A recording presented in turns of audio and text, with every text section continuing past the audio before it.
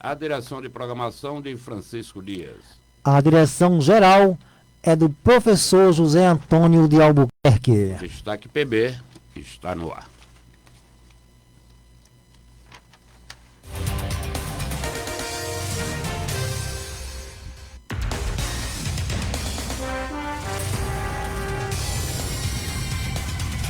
Linaldo Guedes.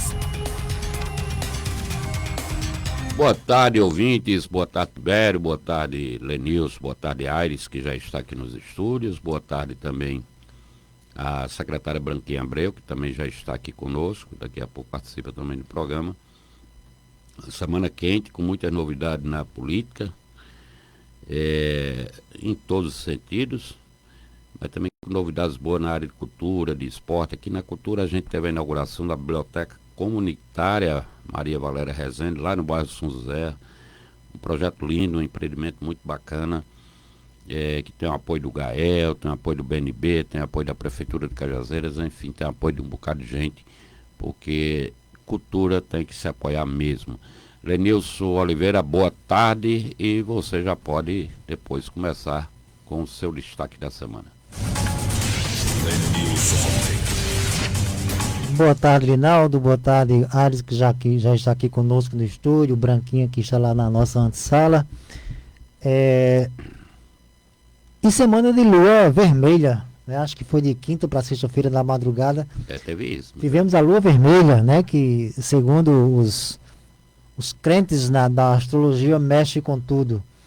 É um dos aspectos da natureza que termina mexendo com a vida na Terra em vários aspectos. Mas vamos aqui para nós, para o Brasil. É que o STF marcou para 25 de março agora, para decidir se Jair Bolsonaro, ex-presidente do Brasil, será réu naquele processo que analisa, apura, enfim, a tentativa de golpe o famoso 8 de janeiro. E isso é importante que aconteça, porque a gente vive num país em que leis são feitas para serem cumpridas, né? Não para atenderem a gosto de um ou a gosto de outro, seja, no caso em tela, seja lulista, seja bolsonarista, mas é lei, e lei tem que ser cumprida. E tentativa de golpe é previsto na lei do Brasil, o Código Penal brasileiro. Então, no dia 25 de março, daqui a quantos? 10 dias, a primeira turma do STF vai começar a julgar esse processo contra Jair Bolsonaro e mais 7 acusados de tentativa de golpe de Estado. A denúncia liderada pelo ministro Alexandre de Moraes, o Xandão, será analisada em 3 sessões, 2 no dia 25 e uma no dia 26. Saliente-se que isso não vai dizer se ele é culpado ou inocente. Apenas se vai se tornar réu, ele e os outros 7 acusados, se vão se tornar réus nesse processo de tentativa de golpe do famoso 8 de janeiro. Na verdade, como você disse, muita gente está confundindo, não é ainda o início do julgamento de Bolsonaro, é o início, é a decisão se ele vai ser julgado ou não. Ou seja, se ele virar réu, lógico que ele vai ser julgado e aí vai ter todo o processo, as oitivas, depoimentos, essas coisas todas. Se ele não for declarado réu, não tem julgamento de Bolsonaro e encerra no dia 25 de março. De 25 para 26, serão 3 sessões. Isso, o que acredito que seja difícil, até pela composição do STF, né? São 5 membros, da primeira turma, e entre os 5 membros está Flávio Dino, está Alexandre Moraes, então praticamente aí... E o próprio Zanin. Então praticamente já está certo que ele vai se tornar réu. Agora, se depois vai ser declarado culpado ou não, aí tem todo um processo pela frente, é um processo longo que, como a gente já disse aqui em outra oportunidade, pode levar até 1 ano e meio, 2 anos, dentro de todos os processos da justiça, recurso, aquela coisa toda. Agora, meu destaque, Lenilson, é a decisão essa semana aqui para mim foi uma revolução, pegou todo mundo de surpresa, de calça curta, como a gente diz, do PSD, né? Daniela Ribeiro, o PSD, que era presidido por Daniela Ribeiro, que é hoje a primeira secretária do Senado Federal, né? Foi invadido, entre aspas, lógico, pelos Cunha Limas. Hoje o PSD passou a ser presidido por Pedro Cunha Lima, mas Cássio também entrou no partido, enfim.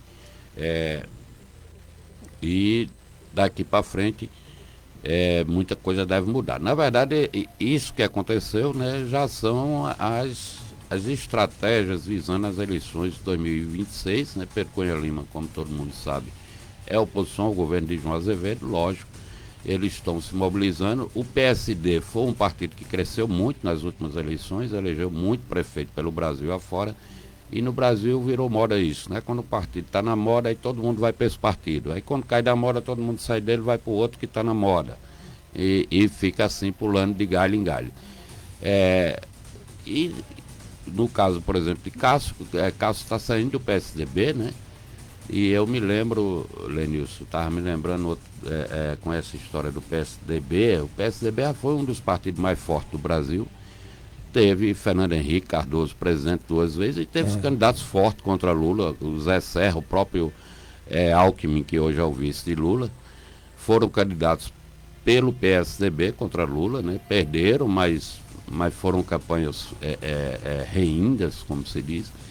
E eu me lembro daquela história que tem no filme Alto da Compadecida, que a Compadecida, né, pede a absolvição de todo mundo e no final Jesus se vira para a Compadecida e diz a ela que o inferno vai virar tipo uma repartição pública, né? Existe, mas não funciona. Não funciona. Então é o caso hoje do PSDB no Brasil. É um partido que ainda existe, mas não funciona mais, né? Fernando Henrique virou uma eminência parda, só é convocado quando tem um fato polêmico, aí a grande imprensa, a Folha principalmente, chama ele para uma entrevista e tal. E fora daí, a Aécio Neves, que foi candidato contra Dilma naquela época, que disse que Dilma ia sangrar, a Aécio sumiu, desapareceu de vez. E os outros também não aparecem mais. Então é um partido que tende a se acabar logo, logo. Né? Enquanto não se acabar, é como o inferno do Alto da Compadecida. Existe, mas não funciona. E essa questão dos Ribeiro e dos Cunha Lima termina sendo uma coisa muito paroquial de Campina, mas que reflete em todo o estado. Sim, porque eles são oposição em Campinas. Históricos. Quando um entra, o outro sai, né? Mas não se bicam. O que temos agora, velho? Temos agora o boa tarde do nosso... Não, vamos para o boletim da redação. Sim. Desculpe, eu me atrapalhei aqui. Meu caro Tibério, vamos agora ao boletim Arribaçã com Suênia Souza. E após, vamos ao boa tarde do nosso amigo Aires, que já está aqui no nosso estúdio. Boletim Arribaçã. Suênia Souza. Boletim Arribaçã. Aconteceu na feira a inauguração da Biblioteca Comunitária Maria Valéria Rezende. O novo equipamento cultural de Cajazeiras fica no bairro São José e funcionará na Casa de Cultura Tânia Pereira das Neves. A iniciativa conta com o apoio da Arribaçã Editora, que fez doações de livros de seus autores e autoras. A Arribaçã está editando o livro 10 ensaios sobre a ficção contemporânea, organizado por Nelson Eliezer Ferreira Júnior e Larissa Lacerda de Souza. A obra reúne ensaios sobre Isaac Asimov, Rubem Fonseca, José Eduardo Agualusa, Michel Laoube, João Tordo, Bernardo Carvalho, Úrsula Le Guin, Cristiano Aguiar, Socorro Acioli, Benjamin Aliri Sainz e Maria José Silveira. O livro sairá apenas em formato e-book e já está em fase de edição. O livro Rasgos Poéticos, de Egberto Vital, foi destaque no suplemento literário Correio das Artes, ensaio assinado por Auricélio Soares Fernandes, doutor em letras pela UFPB.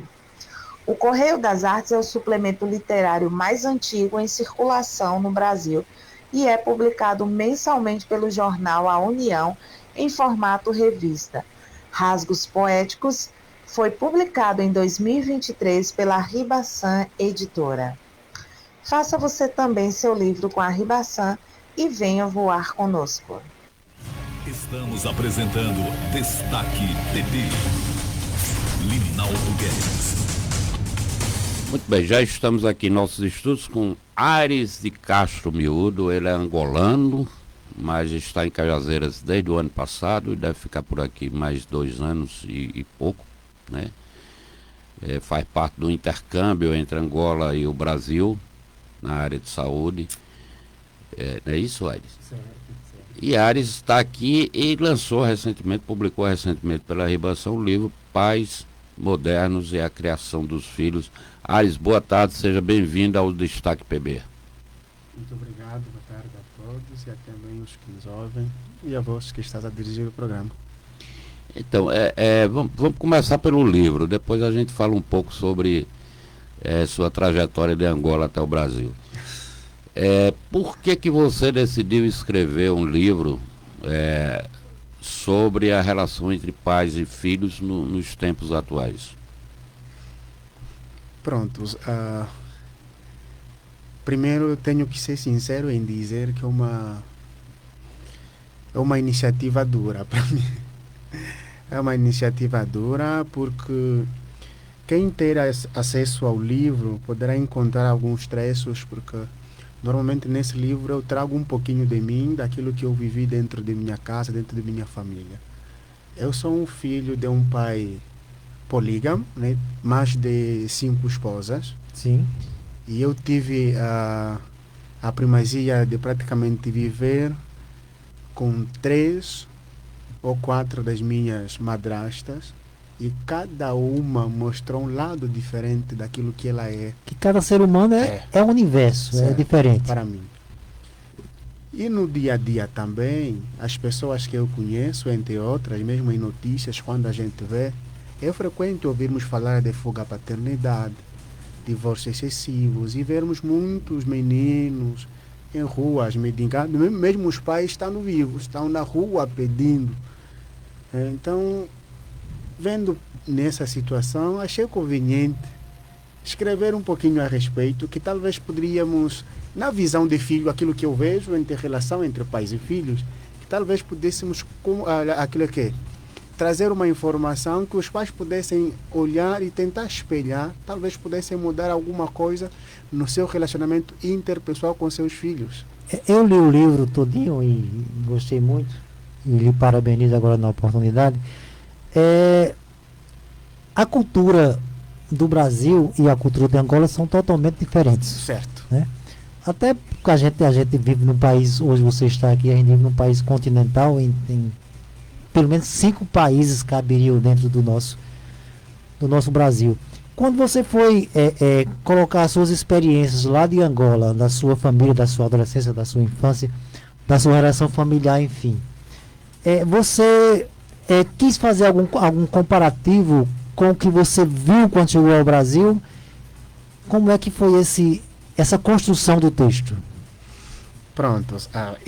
Inicialmente, o livro está mais virado naquela que é a realidade angolana, em particular em África em si.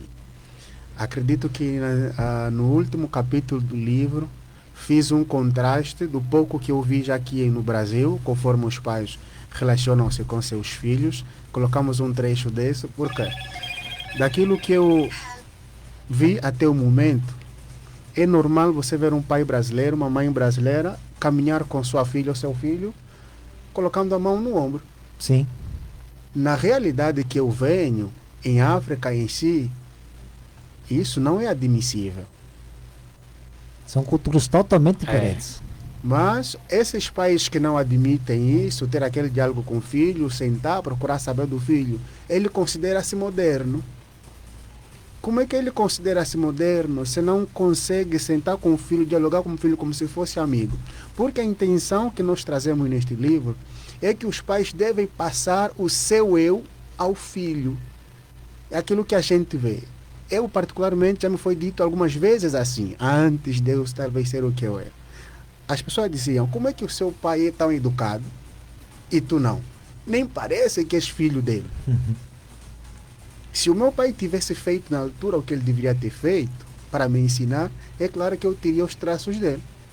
Mas tendo em conta, é um homem com tantas esposas, muitos filhos, não tinha o controle de todos, e ele tinha que trabalhar. O que eu fui aprendendo, aprendi na rua. Ô Aires, então o título do livro, de certa forma, é ironia com a forma como os filhos são criados lá em Angola. Pronto. Assim, que eles se consideram modernos, mas no fundo não seriam tão modernos assim. Acredito que se formos mais críticos, a versão é mesmo essa. É como se fosse um tema meio irônico para a gente trazer, mas que é para puxar essas pessoas, porque estamos numa época que é diferente da época passada, né? Muitos, quando tiver para ensinar um filho, ele diz, olha, no meu tempo era assim. Tá bem, no teu tempo era assim. Neste tempo, como é que as coisas estão a ser feitas?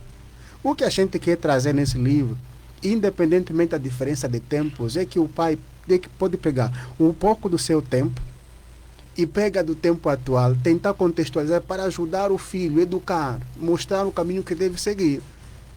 Agora, se dizer no meu tempo é assim, e deixamos o filho andar, fazer o que ele acha necessariamente fazer, esse pai não estará a cumprir o seu dever. Por isso é que a gente vê que muitas paredes pinchadas por aí, porque o pai não ensinou o filho a cuidar do erário público. Sim. Mas é o mesmo que depois fica aí, olha só, o governo não faz. Como é que o governo não faz? Se o senhor não ensina ao seu filho, é o seu filho que pinchou aquela parede. Que destruiu o banheiro da escola. O governo não faz. Aires, em Angola a poligamia é permitida legalmente? Olha, legalmente não é. Mas a África em si, podemos dizer que a África é um continente polígamo. Pessoas têm mais de 2, 3 esposas, não... Você só tem uma esposa, né? Tenho uma, graças a Deus. Graças a Deus. Se continuar assim, E ela deve estar escutando agora. possivelmente. Até ali. Então não é lei, mas É permitido. é permitido, de certa forma. Não é lei, mas é permitido. Angola, para quem não sabe, Angola é um país da África e que foi colônia de Portugal, assim como o Brasil. A gente estava até conversando aqui nos bastidores, uma coisa em comum entre Angola e o Brasil. Angola também foi colônia de Portugal até 75, né, quando foi declarada a independência de Angola, e a partir daí também começou uma guerra civil que durou até aproximadamente 3 décadas, quase 32 anos de guerra. Pois é. Então é um país da África que fala língua portuguesa, tem boa parte da África, fala inglês também. A África é um continente enorme também, né? E tem várias línguas dentro dos países africanos. Mas voltando ao livro, o que você acha mais importante do seu livro? Assim, não vamos falar de Angola, já que você está no Brasil, vai ficar aqui por pelo menos mais uns 2 anos, 2 anos e meio. Aqui para o Brasil, o que você acha mais importante do seu livro, até como efeito comparativo, como disse Lenilson, entre as duas culturas, brasileira e angolana? E eu já emendaria uma segunda parte. Nesse tempo que você já está aqui, no Brasil, no Nordeste, na Paraíba e em Cajazeiras, o que é que você já assimilou da nossa sociedade? Prontos.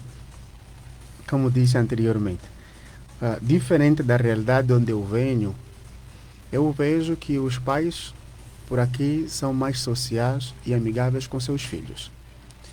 Mas uma coisa que eu não, como escritor em parte, também crítico em parte minha, não concordo, não vejo que é liberdade. Eu sinto que os pais brasileiros cedem, é libertinagem dada aos filhos.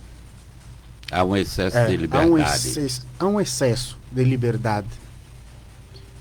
Primeiro, em vez de olharmos para aquela que é a criação, os pais, em vez de ensinar o filho a viver, procurar viver com dignidade, fizemos desses com que dependam totalmente dos pais, que o pai dá tudo.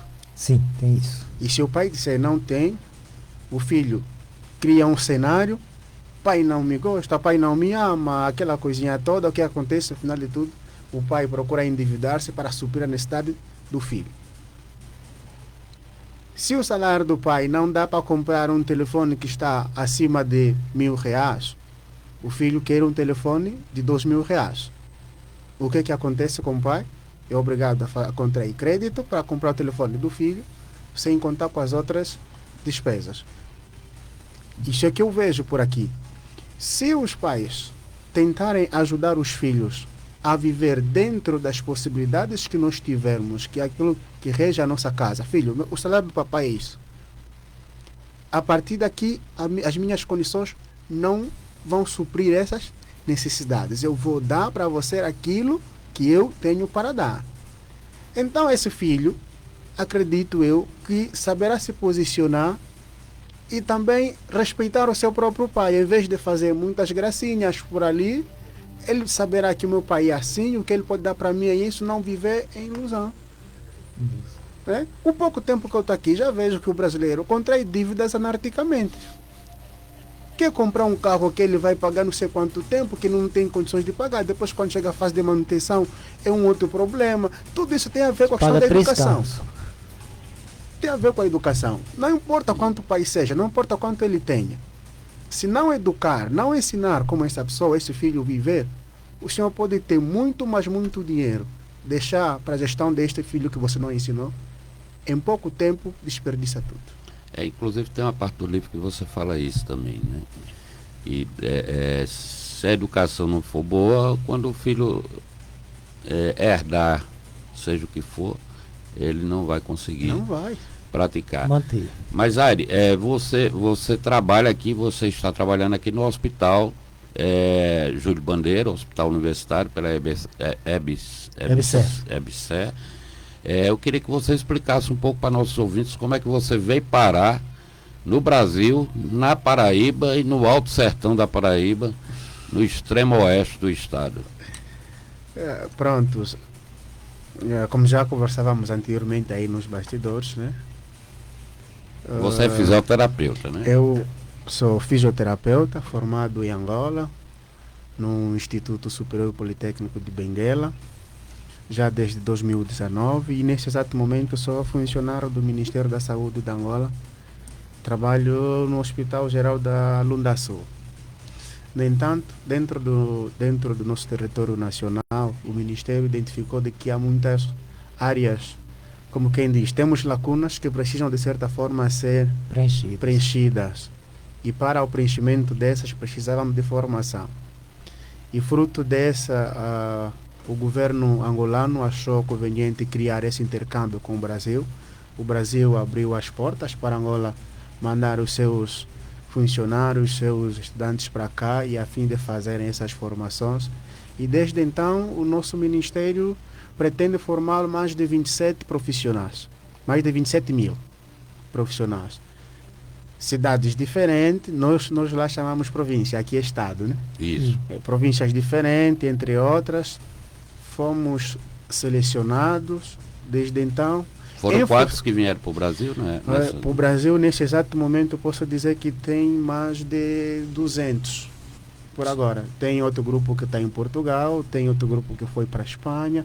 Então, o país vai fazendo esse envio que é para darmos essa cobertura. E aí está em vários estados do Brasil, Sim, não é só aqui na Paraíba? Vários estados do Brasil. Aqui na Paraíba, em particular aqui em Cajazeira, somos 3. Estou eu, fisioterapeuta, tenho a minha colega Feliciana, que é enfermeira, e temos a outra que é a Vanessa Zau, que é farmacêutica. Todos estamos no HU. A minha formação, como é para especialização em fisioterapia respiratória pediátrica, então, a EBSER foi enviando os estudantes em função de formação. Pediatria, referência foi tido como o Hospital HUJB, o Júlio Bandeira. No entanto, nós que é para a pediatria fomos tragos por aqui. Outros estão na capital João Pessoa a fazer outras formações. Alguns estão também em São Paulo, Rio de Janeiro, e assim chegamos por aqui. Aires, a gente está já na parte final da entrevista, até porque temos a secretária daqui a pouco também. Eu queria que você falasse aí para o ouvinte como é que quem quer adquirir seu livro, como é que faz, se você pretende fazer algum evento aqui de lançamento, de divulgação do livro, mas independente disso, como é que adquire seu livro, vai lá no hospital, ou você tem um contato, Facebook, Instagram, enfim, pode ficar à vontade para fazer a divulgação. Prontos, acredito que com a vossa permissão, quando der, posso me dirigir até vocês e fazermos uma divulgação exata. No exato momento me tem sido um pouquinho complicado fazer a divulgação do livro devido às minhas atividades, porque eu estou no hospital de segunda a sexta, que é das 7 às 7 ou 8 da noite, então tenho muito tempo dentro do hospital em vez de estar fora, por isso é que ainda não fizemos, mas por agora eu estou a tentar. Ontem até fui até ao shopping Cajazeira, que era para ver se pudesse conversar com a gerente de lá, se puder nos ceder aquele espaço para fazermos aquela atividade para o lançamento e tudo. Por agora, o foco ainda está a ser esse. Se aparecer alguém que queira nos ajudar com um espaço para a gente fazer a publicidade do livro, uma pré-venda e tudo mais, estaremos abertos e vamos deixar aqui os contatos. Quem puder nos contactar para o efeito, estamos. Então, possivelmente, até o mês de abril, já o próximo, podemos oficializar a venda. Mas por agora... E a gente que faz a arrebação também já coloca o nosso espaço à disposição para esse lançamento. Obrigado. A gente programa direitinho. Pronto, então vamos organizar isso para passarmos uma informação com coerência em vez de trazermos muitas. Quem me procurar no Facebook é Aires de Castro Miúdo, WhatsApp, o meu WhatsApp por agora uso mais o da Angola, né? Tenho também o do Brasil, mas o DDD é 244 948 30 29 50. Esse está disponível. O número local é 5583 9194 2844. Pode contactar. E também a editora Herbaçá tem aí os livros à venda. Podem lá dirigir quem puder. Pode pegar, tentar degustar. Estamos abertos para as críticas do livro, entre outros. Sabemos que estamos no início, nem tudo vai ser de agrado para todos, mas tentamos trazer aquela que é a nossa visão. Tranquilo, o livro está muito bonito. Aires tem esposa e filhos morando lá em Angola, né? Dois filhos. Tem a esposa dele e com certeza deve estar com muita saudade da família. E quem quiser acessar eles pelo Instagram, @Aires de Castro Miúdo, é facílimo, é só acessar e aí pode ir no direct lá do Instagram e mandar alguma mensagem sobre o livro, sobre a entrevista que está acontecendo aqui. Obrigado, Aires, seja bem-vindo à Paraíba e vamos para frente, vamos depois combinar esse lançamento do livro. Tá bom, obrigado. Muito obrigado, Aires, pela presença, pelo bom papo. Meu caro Tibério, vamos ao nosso primeiro bloco dos nossos apoiadores, com Suênia Souza. Livraria Arribaçã. O seu encontro com a literatura de qualidade é na Livraria Arribaçã. Além de todo o acervo da editora Arribaçã, na livraria podem ser encontrados livros de todos os gêneros, como romances, contos, crônicas, poesia, filosofia, dentre outros.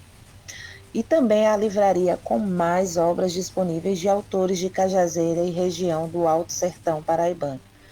A Livraria Arribaçã está localizada na Avenida Felizmino Coelho, centro de Cajazeiras, e o leitor pode escolher seu livro no site da editora e encomendar pelo telefone 839-9352-5380.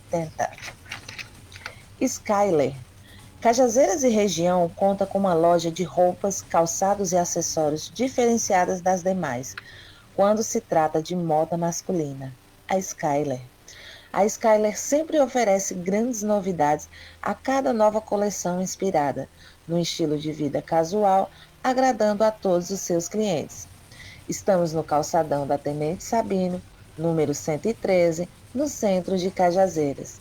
Se preferir, faça o seu pedido pelo nosso zap 839-9127-4389. China Mania. Há mais de 15 anos, Cajazeiras e região conta com um restaurante que virou mania, oferecendo o melhor da culinária oriental. O China Mania localizado no Cajazeira Shopping, dispõe dos melhores pratos da cozinha chinesa e japonesa, para agradar ao paladar de todos. Faça sua refeição no local ou peça pelo nosso delivery. WhatsApp 83991589806. Estamos apresentando Destaque TV. Linaldo Guedes. Estamos de volta com o Destaque PB, depois da entrevista com o Aires de Cacho Miúdo. Agora estamos com a secretária de Meio Ambiente de Cajazeira, Branquinha Abreu. Branquinha, que é uma das remanescentes da gestão do Zé Aldemir, eu reputo como uma das melhores gestoras aqui do município, não só de Cajazeira, mas da Paraíba de uma forma geral. Boa tarde, Branquinha, seja bem-vinda ao Destaque PB. Boa tarde, amigos. Boa tarde aos ouvintes aqui da Alto Piranhas. É sempre uma satisfação estar aqui com vocês e iniciar agradecendo o convite, né? É muito bom estar aqui com vocês para compartilhar sempre a causa onde eu me dedico, trabalho. Afinal, a tudo aqui a gente se dedica sempre buscando o melhor para o nosso município, que é Cajazeiras e região. A gente sempre tem esse olhar de conseguir transcender sim os limites de Cajazeiras naquilo que for bom, naquilo que for exemplo, e a gente fica feliz com isso. Branquinha, posso? Não, pode ficar à vontade. Branquinha, vamos começar do que está mais recente, né? Ontem aconteceu a segunda plenária do Orçamento Popular aqui de Cajazeiras, é uma iniciativa da gestão Corrêa Delfino, que foi a criação da Secretaria de Participação Popular, e as plenárias que definem as prioridades orçamentárias para o ano seguinte. E ontem era uma plenária temática, né?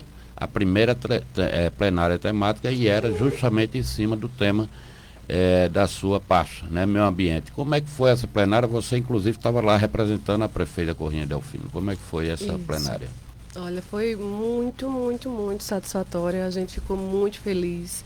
Iniciar parabenizando, né? Como eu sempre falo, desde que a gente começou a mobilizar para essa plenária, iniciar parabenizando a atitude da prefeita em ter criado, né, essa pasta para dar esse espaço, que sim é muito importante para que a população possa entender cada vez mais a importância dela participar, a importância do que é de fato a democracia, que as pessoas se sintam parte da gestão, isso é muito importante. Então, já sempre parabenizando a prefeita por essa iniciativa, e em seguida ao nosso secretário Rivelino Martins, que tem a cara, né, do orçamento, que tem a cara da democracia, isso é de fato. Então, da mesma forma que as pessoas hoje já vinculam tanto o meio ambiente a mim, com certeza falar de orçamento popular, de democracia, de ouvir o povo, o Rivelino tem sim essa marca, e eu preciso com certeza parabenizá-lo e dizer que foi uma satisfação estar ontem ao lado dele, representando inclusive a nossa prefeita, que por um motivo de viagem de forma urgente teve que viajar, e aí nós ficamos lá nessa incumbência de conduzir essa plenária, eu e Rivelino, e foi muito boa. E quais foram as prioridades lá definidas pela população? A plenária foi realizada ontem à noite no Sindicato dos Trabalhadores Rurais, ali na Doutor Coelho. Exatamente, plenária cheia, a gente já estava com receio até de não caber mais, então ficamos muito felizes, pessoas sentadas, pessoas em pé, a representatividade em inúmeras instituições, pessoas de forma individual também. Então foi muito positivo, e nós tivemos ao final, a metodologia, sempre são apresentadas cerca de 10 propostas sobre a temática, e cada um tem o direito de votar em 3, escolher 3. E isso também de forma virtual, e ao final 3 propostas foram as mais votadas, entre elas, em primeiro lugar, a importância de investimento na causa animal, que estavam lá todos representados, esses cuidadores, grupos de cuidadores, pessoas individuais. O pessoal das zoonoses.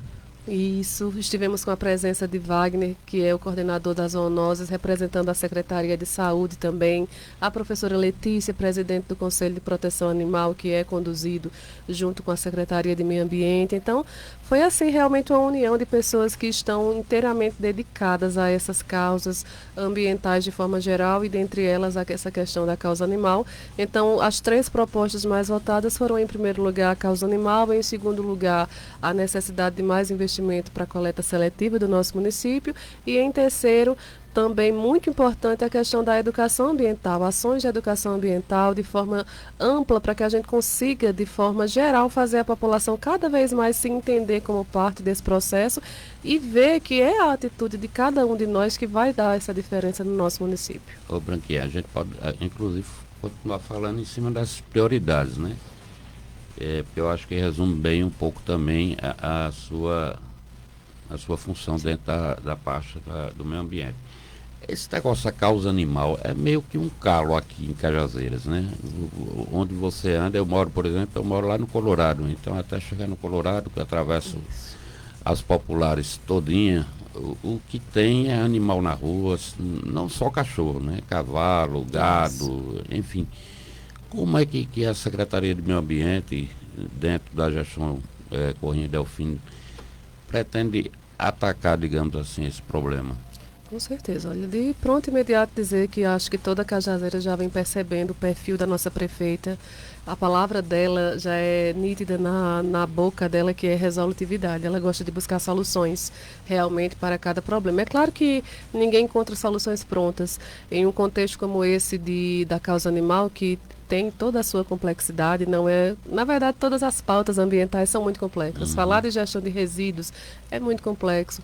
Falar de causa animal é muito complexo também.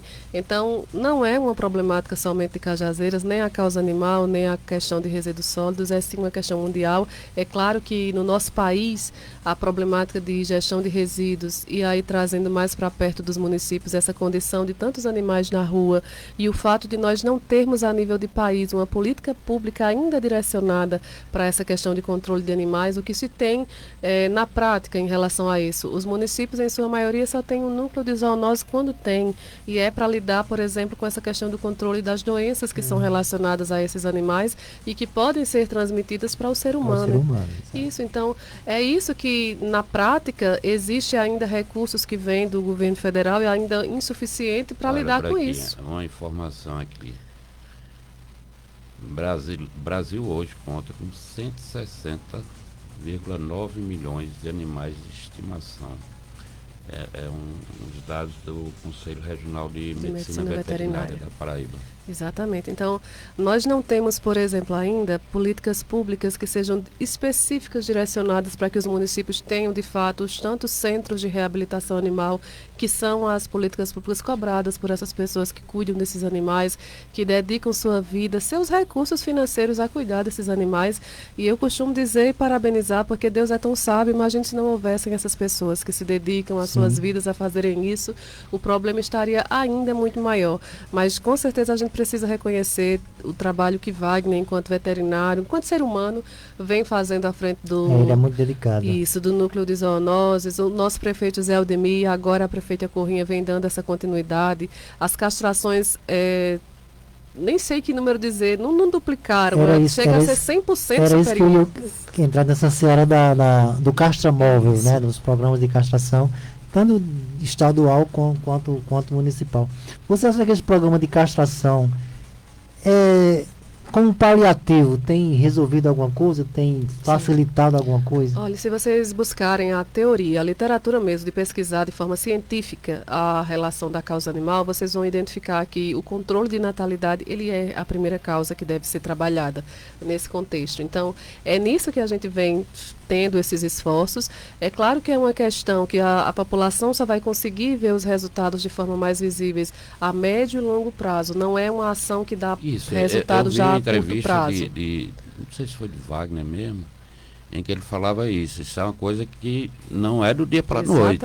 O resultado não vai sair do dia. Isso mesmo. Então, hoje a gente já tem mais de 1.000 animais castrados por ano. Agora, em 2025, somente em janeiro e fevereiro, a gente já está com 400. Então, esses números vêm cada vez mais se multiplicando e a gente vai conseguindo atender de cada vez mais rápido e melhor essa necessidade dessas castrações, mas também não é achar que pronto, com isso está resolvido, vamos cruzar os braços. Não, a gente tem todos os dias se dedicado.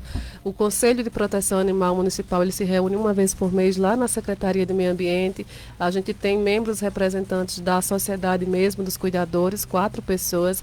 Temos representantes da UFCG, da OAB. Então, a gente vem unindo esforços para que a gente consiga pensar, buscar de forma financeira recursos para a gente poder investir em outras ações que possam dar melhor essa solução para essa problemática. Então, ontem foi muito debatido, por exemplo, a necessidade de construção de um espaço para a reabilitação desses animais. Então, à medida que vai sendo castrado, porque hoje todas as castrações que são feitas, é importante que se diga, elas só têm sido possíveis porque existem esses cuidadores que dão esse suporte.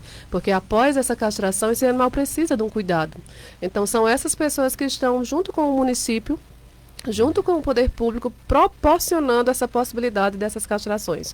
Então, de fato, lutar por um espaço, investir em um espaço que dê condições de castrar e que esse animal possa se recuperar é uma das metas que vai ser trabalhada. Branquinha, em relação à coleta seletiva, a gente teve no início do ano, teve um pequeno ruído, como a gente chama no jornalismo, né, ruído da comunicação. Houve um pequeno ruído, troca de empresas que trabalham com a coleta seletiva, mas me parece que agora está tudo em ordem. Como é que está a coleta seletiva de lixo aqui em Cajazeira? Lembrando que o lixão foi desativado recentemente na gestão de Zé Aldemir, já praticamente no final da gestão de Zé. E tem uma fábrica, né, uma usina de reciclagem que está sendo construída aqui. Fala um pouco sobre isso, sobre essa coleta seletiva. A esfera toda da gestão de resíduos sólidos do município, ela vem sendo construída e desenhada de forma a gerar os melhores resultados possíveis. Nós encerramos o lixão em setembro do ano de 2023. Nós estamos há 1 ano e cerca de 6 meses de encerramento desse lixão, 5 a 6 meses. Então, de lá para cá, o trabalho continua e sempre continuará, porque o lixo, que é a condição de que a gente está tratando aqui, ele é gerado todos os dias. Então, enquanto a população em si, ela não absorver esse processo de que, a partir do momento que eu gero um resíduo, eu sim tenho que ter a consciência do destino que vai ser dado para aquilo. Então, se é um resíduo reciclável, que eu destine para a coleta seletiva, porque ele vai ter um fim diferente, ele vai gerar recursos, ele vai retornar para a indústria como matéria-prima. Então, é um processo que a gente vem trabalhando, Linaldo e Lenilson, para que a gente consiga fazer Cajazeiras avançar cada vez mais. Apesar das dificuldades que a gente enfrenta, Cajazeiras é o único município paraibano que tem esse projeto em desenvolvimento, assim, de forma mais organizada, ciente de que ainda tem muita coisa a ser feita. Nós hoje temos 2 instituições de reciclagem em Cajazeiras, a Cooperativa Recicla Cajazeiras, que fica ali na BR, e temos a Ascamarc, que é a Associação de Catadores aqui de Cajazeiras, que existe desde o ano 2000, lá no bairro São Francisco, ali do ladinho do SESI. Então, são instituições da terra de Cajazeiras, daqui, formadas por catadores que vivem desse trabalho. A gente não quer que essas pessoas sobrevivam, tirem disso somente aquilo necessário como o básico. A gente quer que essas pessoas vivam bem por esse trabalho. Então, encerrar o lixão, promover a coleta seletiva. Existe uma usina que vem investindo aqui, na verdade, um grupo de empresários que vem investindo para construir essa usina de processamento de resíduos aqui também. Ontem eles estiveram lá, um dos representantes, e ele meio que deu uma atualização acerca desse andamento, e segundo ele, o processo de construção e levantamento de toda a estrutura dessa usina, ela se dará em 2025 e 2026, porque de fato é um complexo industrial grande. Então a gente acredita e torce que dê certo, porque tudo que vier para melhorar a gestão dos resíduos de Cajazeiras, a gente está apoiando. Então, o que vier para melhorar, a gente quer sim acompanhar de perto, quer saber como é que está acontecendo. O Aterro de Souza, que é o que recebe os resíduos aqui depois que encerramos o lixão, recebe os resíduos de Cajazeiras e de todos os municípios da região. Então, a gente tem um trabalho lado a lado com eles, no sentido deles implantarem aqui pelo menos uma estação de transbordo, porque aí evita dos caminhões compactadores que fazem a coleta de resíduos em Cajazeiras terem que ir até Souza todos os dias, várias vezes. Isso atrasa a limpeza urbana, isso tem atrapalhado muito. Então, a partir do momento que eles implantarem, que está estar bem breve, estão só aguardando a saída da licença ambiental da SUDEMA. Logo, logo eles vão estar iniciando essa construção. Isso vai melhorar o contexto de limpeza urbana. Eles vão trabalhar urbana. com reciclagem mesmo, né? Essa usina. estação de transbordo, ela vai receber o resíduo da limpeza urbana e depois levar para o aterro. A usina, a partir do momento que ela estiver pronta, se de fato o ano que vem ela estiver em condições de funcionamento, aí sim a gente refaz todo esse processo, porque se ela de fato começar a funcionar, os resíduos que iriam para o aterro de Souza passarão para ir para essa usina, entendeu? E de lá vão ser convertidos em outros tipos de matéria-prima, por exemplo, como um produto que pode ser utilizado como madeira reciclável, entendeu? Então tem tantos outros benefícios que podem ser convertidos através do resíduo, que é nessa linha que o mundo vem caminhando e que nós, enquanto administração municipal, não canso de dizer, o olhar que o prefeito José Aldemir teve acerca do contexto da gestão ambiental, que priorizou isso, a gente precisa entender que antes de José Aldemir, se você buscar o resgate da história de gestão ambiental em Cajazeiras, não há. Há sim pessoas que deram a sua contribuição dentro do que se tinha possível ali, mas não havia o investimento, a importância dada, como foi dada pelo prefeito José Aldemir, como vem sendo dado pela prefeita Corrêa como política pública, isso mesmo. E isso passa também, isso gera também o início de uma educação ambiental, né, que foi um dos temas da plenária ontem. A educação ambiental passa por tudo, até de você não colocar o lixo na rua no dia que você não vai, o caminhão não vai passar. Por exemplo, lá onde eu moro, passa segunda, quarta e sexta, então não adianta eu colocar na terça ou na quinta. Isso mesmo. Olha, eu diria que, desculpe, Lênius, apesar das dificuldades, apesar da gente ainda ter muitos desafios pela frente, mas eu acho que nunca se conversou tanto sobre resíduos, sobre lixo em Cajazeiras. Então, hoje a gente é chamado para nos reunirmos com empresários, com supermercados, com grupos de associações para falar sobre isso. Então, quando as pessoas paravam para estar falando sobre resíduo? Então, a gente vem avançando. Quando o caminhão da coleta dá um problema, da coleta seletiva, as pessoas que já estão acostumadas com esse processo de botar no dia correto, ligam para a gente, e aí vai passar? Então já existe sim uma mobilização em Cajazeiras que vem dando resultados. É claro que a gente ainda tem muito para avançar e se Deus quiser a gente vai conseguir. Um tema que a gente falando de Cajazeiras, em Cajazeiras, é o Açude Grande, que embora a gente saiba que seja um espaço estadual, pertence ao governo do estado da Paraíba, como é que você, como secretário do Meio Ambiente e a pasta em si, tem visto a questão do Açude Grande, que foi um dos temas também colocados ontem na plenária do orçamento participativo, popular, aliás.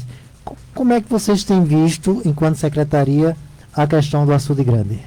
Com certeza, mais uma questão bem complexa, né, dessa pauta ambiental. É histórico esse processo que hoje vemos no Açude Grande, mas a gente já vem colhendo aí os frutos também dessas lutas, né? Então a gente vem acompanhando de perto a Cagepa no seu procedimento licitatório para contratar essa empresa que vai iniciar essa obra de construção de rede de esgoto que vai fazer com que toda a carga de esgoto que é destinada para o Açude Grande passe agora a ser destinada por uma rede coletora de esgoto, que é como devia ter sido desde sempre. Então, a ausência de esgotamento sanitário aqui do nosso município, ela está diretamente relacionada com a problemática do Açude Grande.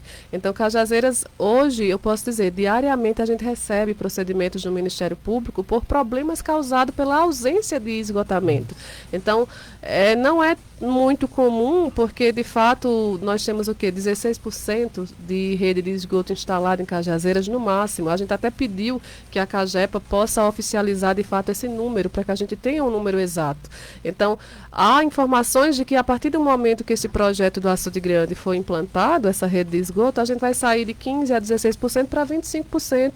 Então, nós temos... É um avanço, mas nós temos um município como Cajazeiras que vem crescendo muito, então é pouco ainda, diante de todos os problemas que a gente vê de água, de esgoto a céu aberto. Então, a gente precisa... Aqui no centro a gente não vê muito. A gente vê, às vezes, entupimento interno que a Cagepa tem que quebrar para consertar. Mas se você for desses bairros aqui do entorno do nosso município, todos apresentam problemas de água sendo escoada a céu aberto, seja galeria de água pluvial, seja esgotamento. Então, esses problemas é que precisam de uma solução assim para logo. Eu sei que a curto prazo é difícil de ver, mas a Cagepa ela tem que ser cobrada para poder investir o que precisa ser investido para que isso possa avançar mais rápido. Quanto ao Açude Grande, Nós acompanharemos, continuaremos acompanhando de perto essa obra, até porque a CAGEP esteve lá na secretaria e pediu o nosso apoio no sentido de que é um contexto que vai envolver diretamente a população que mora naquele entorno, porque toda aquela área vai ser ter uma obra em realização, então vai envolver trânsito, vai ser um contexto bem delicado. Porque ali envolve duas esferas. O governo estadual, que é o desassoreamento do açude em si, né, a estrutura do açude, e o governo municipal, que é a parte de urbanização Sim, também. sim. Né? Então, unir forças com todos os setores da prefeitura, infraestrutura, cultura, esporte, porque ali envolve todo o contexto da sociedade, né? A gente tem um ponto assim que é bem visitado no nosso município pela população de Cajazeiras e por quem vem a Cajazeiras. E a prefeita Corrêa tem Ela tem esse olhar, alertado para essa coisa de dar um potencial turístico à Cajazeira, né? E Exatamente. o Açude Grande é um dos nossos cartões Eu não tenho postais. dúvidas que a prefeita Corrêa vai... A gente está o quê? No terceiro mês da gestão, pegou um carnaval aí de porta, e aí um carnaval grandioso, posso-se dizer. Então, ela está nesse sentido agora de não parar um segundo, buscando, junto com o nosso prefeito Zé Aldemir, toda a equipe de governo, de liderança daqui, que busca melhorias para o nosso município, sempre buscando o melhor, mas ela está sempre também cobrando de nós, secretários, que a gente se dedique, continue se dedicando mais e mais para conseguir o melhor para o nosso município. Então, de certeza que vai haver, já estamos trabalhando aí em pensar no melhor para aquela área ali do Açude Grande. Ô, Branquinha, já que você falou aí de esgotamento, dessas coisas, essas inundações que tem aqui no centro, quando chove, né? Principalmente ali, inclusive ali em frente à prefeitura, aqui perto do Badagraxa também, aqui na O Telemar. canal da Joaquim Costa, Joaquim Costa, que está em obra, né? Está em obras. É meio ambiente, passa por meio ambiente, é coisa de Cagepa, o que é isso, afinal, Olha, é prefeitura? eu diria que é difícil você conseguir separar, porque a questão ambiental ela está envolvida em tudo. Então, nós trabalhamos lado a lado com o planejamento, com a Secretaria de Infraestrutura, com a própria Cagepa, a gente sempre está em contato com eles. E a obra que está sendo realizada ali na Travessa Joaquim Costa é Isso. exatamente de proporcionar uma melhoria na drenagem de águas pluviais aqui do nosso município, porque esses canais que a gente consegue ver a olho nu, eles deveriam e foram construídos em sua época para receber a carga de água pluvial, do que chove. Isso faz há 30, 40 anos. Pois é, então imaginem o desenvolvimento que Cajazeira já teve, a ausência de esgotamento sanitário em vários pontos do nosso município. Aí há um cruzamento inevitável, infelizmente, de água pluvial com esgoto também que não é recolhido por a ausência dessa galeria de esgoto também, de rede de esgoto. E isso faz com que essas galerias não suportem mais, sem contar é aquela com... história de que fogo de morro acima e água de morro abaixo não tem que segure. Exatamente. E ainda tem uma problemática que é a questão do resíduo sólido. Se a população não destina ele corretamente, ele acaba indo para locais inadequados. Basta uma chuva estar ali cheio de resíduos sólidos dentro daqueles canais. Então, Eu imagino uma chuva forte, o que desce de resíduos para desembocar naquele canal, por exemplo, então da Joaquim Costa. entope. Aí o escoamento da água não passa, por isso que há essa inundação. Em João Pessoa aconteceu muito isso na Lagoa, né? Aí a partir daquela reforma na gestão do Luciano Cartacho, já houve uma grande melhora. Mas aí em alguns bairros, você vai no bairro do Bancários, que hoje é um dos bairros principais de João Pessoa, classe média principalmente, e é um bairro que quando chove ninguém consegue transitar com tanta água. Transitar com tanta água. Então isso é uma coisa meio Isso, histórica. na verdade é Brasil. Brasil. Foram construídas de uma forma e cresceram, né? O país cresceu A gente muito, vê né? aqui asfaltamento em várias ruas hoje do nosso município, mas nem todas têm esgotamento sanitário. Quando for para implantar uma rede de esgoto, vai ter que quebrar tudo. Então, esse desenvolvimento dos municípios com a ausência da rede de esgoto, ele gera os seus problemas. O município está crescendo, está se desenvolvendo, tá, beleza, mas a custa de quê? E depois, quando vier uma rede de esgoto para você quebrar tudo? Então, o ideal realmente é que a gente consiga fazer isso já previamente. Se esses novos loteamentos que vierem para Cajazeiras, a gente já tem que prever tudo isso. Ah, não tem rede de esgoto, mas a gente tem uma fossa séptica. que é o caso que acontece na maioria das vezes. Algumas residências não têm a fossa séptica, umas têm e não usam, mas as pessoas não conseguem nem fazer essa diferença, se tem uma rede de esgoto, se não tem. E hoje, salvo engano, a própria Caixa Econômica, quando é para liberar algum projeto nesse sentido, já tem que ter todo o planejamento, toda a planta. Com certeza. Uma coisa positiva nesse sentido é que a gente vai conseguir daqui para frente fazer um controle bem maior sobre isso. Por quê? Porque a Secretaria de Meio Ambiente ela já está licenciando. Então, a maioria dessas obras que foram desenvolvidas não só em Cajazeiras, mas em todos os municípios que não houveram esse acompanhamento ambiental, elas foram feitas sem esse critério. Então, a partir do momento que você vai fazer uma obra e é exigido de você a apresentação da licença ambiental, esse empreendedor vai ter que ir até a Secretaria de Meio Ambiente, apresentar toda essa documentação. É nesse momento que é analisado e exigido essas comprovações ambientais. E aí sim, você tem uma condição melhor de fazer com que essas obras sigam esses critérios ambientais e que os órgãos públicos tenham esse controle. Então, com a falta de tudo isso, a gente está o quê? 2025. Quantos anos Cajazeiras tem? 160 anos. E de lá para cá, a ausência de tudo isso fez o quê? Com que faltasse toda essa estrutura, e por isso tem os problemas que a gente vê hoje. As invasões que a gente vê no entorno do Açude Grande, assim como em qualquer reservatório hídrico que existe em outros municípios, é isso. Faltou gestão ambiental nesses municípios, que sempre ficou muito centralizada. Se você perguntar à população IBAMA, SUDEMA a nível estadual, às vezes pode ser que alguém até saiba falar sobre isso. Mas se você perguntar por secretarias de meio ambiente nos municípios, ainda é uma coisa muito distante. Cajazeiras, hoje a gente já conseguiu dar esse passo. Posso dizer que a secretaria não para, a gente recebe pessoas constantemente lá, celular nem se fala, mas enfim, é muito satisfatório ver que a população está entendendo a importância de ter uma secretaria de meio ambiente, seja qualquer que seja a pasta, mas alguém que está ali sabendo o que está fazendo e lutando por isso. É porque, na verdade, os gestores públicos, os ex-prefeitos, os prefeitos que passaram, não só por Cajazeiras, mas com Bosseri e por outros municípios, eles tinham a preocupação de fazer a obra, né? Então não tinha essa preocupação toda com o meio ambiente. Questão técnica. Essa questão técnica, né? Era mais fazer a obra, vamos calçar aqui a rua, calça. Exatamente. E isso eu posso dizer que não é muito diferente ainda hoje. Qual é a diferença que a gente tem hoje? A legislação ela está muito mais incisiva, a fiscalização está muito mais incisiva, as cobranças, por exemplo, os bancos, Caixa Econômica, Banco do Brasil, qualquer convênio que fosse liberado, ele exige a licença ambiental dessa obra. Então, agora está muito mais difícil que essas coisas possam ser continuadas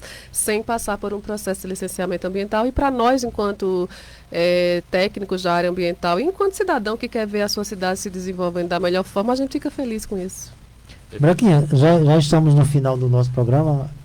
Aproveitar esses instantes finais para suas considerações finais, já agradecendo por ter aceito o convite. Eu lhe liguei ontem à tarde e de pronto você atendeu e se prontificou e aqui está. Então, deixa esses instantes finais para suas despedidas por hoje, né? Por agora, depois a gente retoma. Porque são muitos temas ainda que a gente pode debater.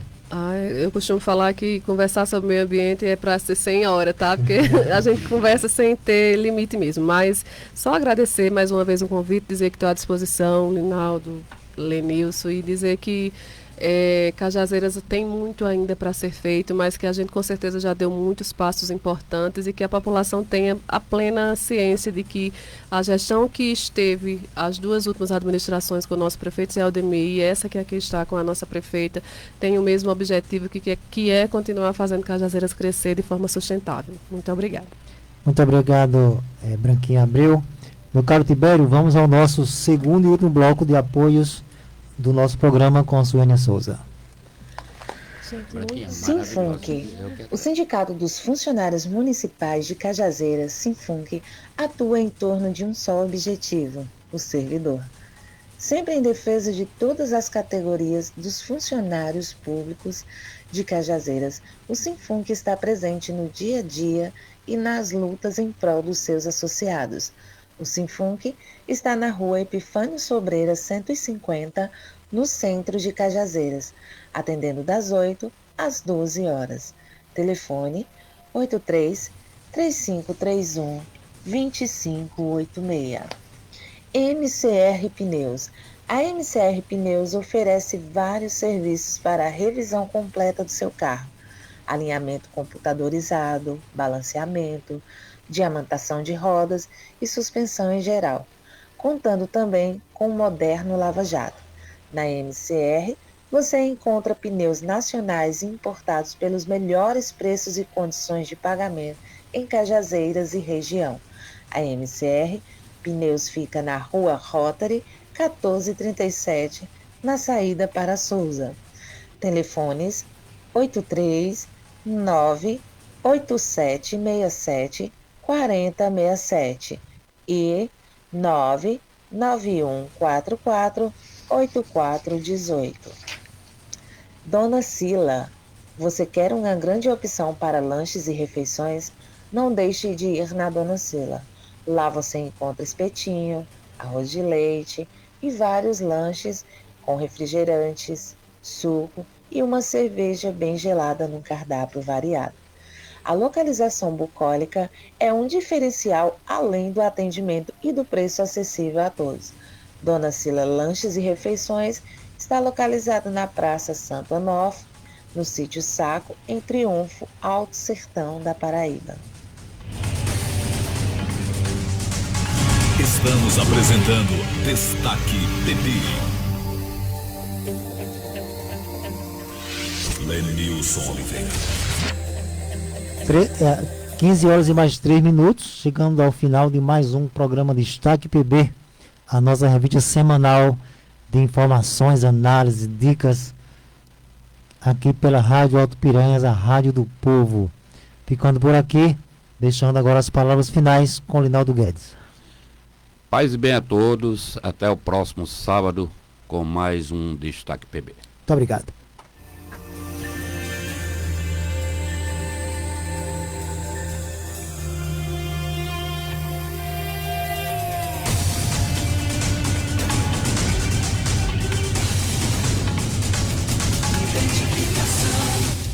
Você está sintonizando a sua ZYI 672, canal 650, Rádio Alto Piranhas, 5 kW, o Nordeste ouvindo Cajazeiras. Transmitindo da rua Coronel Justino Bezerra, número 41, primeiro andar, Cajazeiras, Paraíba.